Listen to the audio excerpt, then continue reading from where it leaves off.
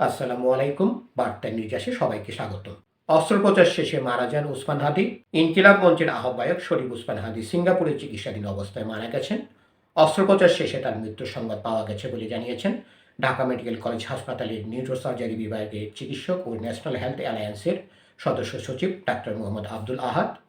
বৃহস্পতিবার 18 ডিসেম্বর রাতে একটি টেলিভিশন চ্যানেলকে দেওয়া সাক্ষাৎকারে তিনি এসব তথ্য জানান।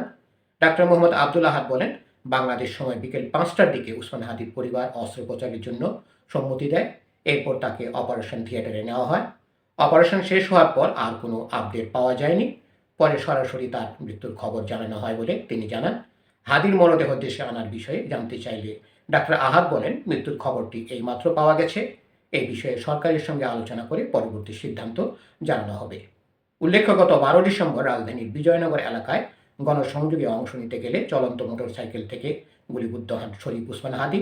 মাথায় গুলিবিদ্ধ হয়ে গুরুতর আহত অবস্থায় তাকে প্রথমে ঢাকা মেডিকেল কলেজে হাসপাতালে নেওয়া হয়।